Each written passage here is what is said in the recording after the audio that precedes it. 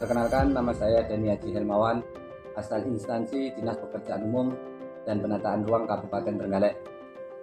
Pada kesempatan ini, saya akan membahas tentang penyajian data sebagai dasar perencanaan kebutuhan pegawai ASN. Perencanaan sumber daya manusia yang dikenal dengan perencanaan pegawai merupakan suatu fungsi manajemen yang sangat perlu karena perencanaan pegawai merupakan dasar bagi penyusunan program kerja. Perencanaan pegawai adalah mutlak guna lebih menjamin agar setiap organisasi mampu memperhitungkan faktor-faktor yang berpengaruh terhadap kehidupan organisasi di masa depan. Perencanaan SDM merupakan dasar bagi penyusunan program kerja bagi satuan kerja yang menangani SDM dalam organisasi. Salah satu aspek program kerja tersebut adalah pengadaan tenaga kerja baru guna memperkuat tenaga kerja yang sudah ada demi meningkatkan kemampuan organisasi mencapai tujuan yang mencapai sasarannya. Sebelum kita menentukan dalam pembentukan Anjak APK, maka di sini saya akan menjelaskan apa saja data-data apa saja yang diperlukan dalam mengetahui jumlah formasi dan mengetahui beban kerja yang ada di suatu instansi. Adapun aspek-aspek dalam perhitungan formasi yaitu ada 3 yang pokok yang dapat diperhatikan. Yang pertama adalah beban kerja. Beban kerja merupakan aspek pokok yang menjadi dasar untuk perhitungan. Beban kerja perlu ditetapkan melalui program-program unit kerja yang selanjutnya dijabarkan menjadi target pekerjaan untuk setiap jabatan. Selanjutnya yaitu standar kemampuan rata-rata.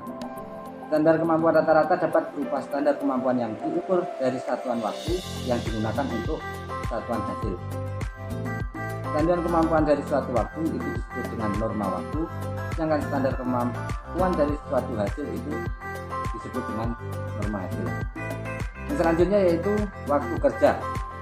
Yang dimaksud adalah waktu kerja efektif, artinya waktu kerja yang secara efektif yang digunakan untuk bekerja. Waktu kerja efektif terdiri dari hari kerja efektif dan jam kerja efektif.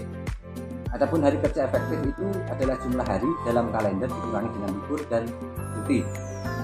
Sedangkan jam kerja efektif adalah jam kerja formal dikurangi dengan waktu kerja yang hilang karena tidak bekerja atau allowance seperti buang air, melepas lelah, istirahat makan dan sebagainya.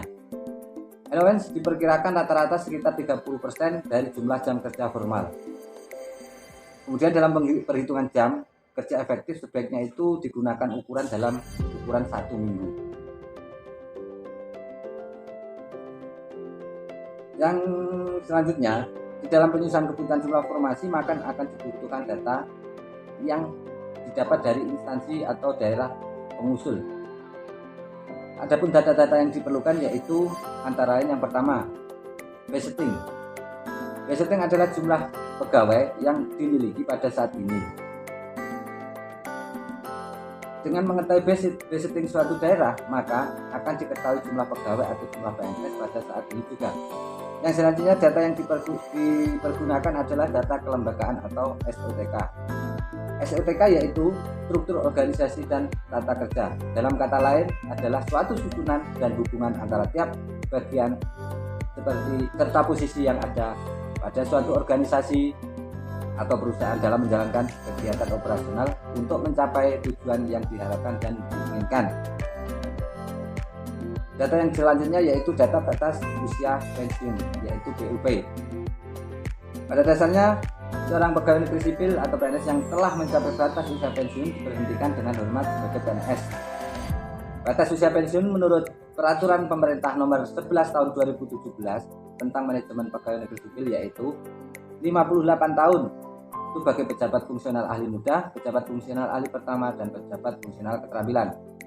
Yang selanjutnya yaitu 60 tahun bagi pejabat pimpinan tinggi dan pejabat fungsional madya. Kemudian 65 tahun bagi PNS yang mengaku jabatan fungsional ahli utama. Data yang selanjutnya diperlukan yaitu data tipologi. Pembentukan organisasi perangkat daerah atau PD yang berupa dinas atau badan mengklasifikasikan berbagai tipe atau juga dapat diistilahkan dengan kata lain tipologi OPD. Adapun klasifikasi tipologi atau OPD berdasarkan tipe A yaitu beban kerja yang besar, kemudian tipe B yaitu beban kerja yang sedang, kemudian tipe C beban kerja yang kecil. Penentuan beban kerja bagi dinas berdasarkan jumlah penduduk, luas wilayah, besaran masing-masing urusan pemerintah yang menjadi kewenangan daerah, dan kemampuan keuangan pemerintah yang menjadi urusan pemerintahan wajib berdasarkan potensi, proyeksi, penyerapan tenaga kerja, pemanfaatan lahan untuk urusan pemerintahan pilihan. Dan beban kerja pada badan berdasarkan pada jumlah penduduk, luas wilayah, kemampuan keuangan daerah, dan cakupan tugas. Selanjutnya yaitu data yang diperlukan yaitu informasi profil daerah. Profil daerah adalah gambaran singkat suatu wilayah di daerah tersebut meliputi luas wilayah, jumlah penduduk, letak geografisnya, dan lain-lain. Dari data profil daerah maka akan diketahui jumlah pegawai dalam suatu daerah. Data selanjutnya yaitu data sekolahan. Dalam penyusunan kebutuhan guru maka dibutuhkan data-data dari jenjang sekolahan yaitu jumlah sekolahan TK, SD, SMP maupun SMA dalam suatu instansi atau daerah. Adapun data yang dibutuhkan ialah jumlah sekolah negeri, jumlah rombongan belajar atau rombel atau kelas setiap tingkatan dan jurusan, jumlah jam wajib mata pelajaran setiap minggu, serta jumlah siswa setiap sekolah negeri. Data yang selanjutnya yaitu data rumah sakit. Jumlah pegawai di seluruh rumah sakit tidak sama, itu pun dilihat berdasarkan dari jenis pelayanan yang diberikan. Adapun rumah sakit dikategorikan menjadi dua, yaitu rumah sakit umum dan rumah sakit khusus. Dari kedua kategori rumah sakit dibagi menjadi beberapa kelas. Kelas menurut kategori rumah sakit.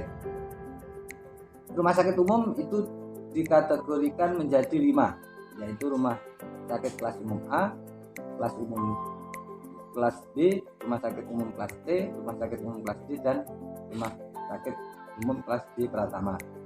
Dan rumah sakit khusus itu dibedakan menjadi 3, rumah sakit khusus kelas A, rumah sakit kelas khusus kelas B, rumah sakit khusus kelas C.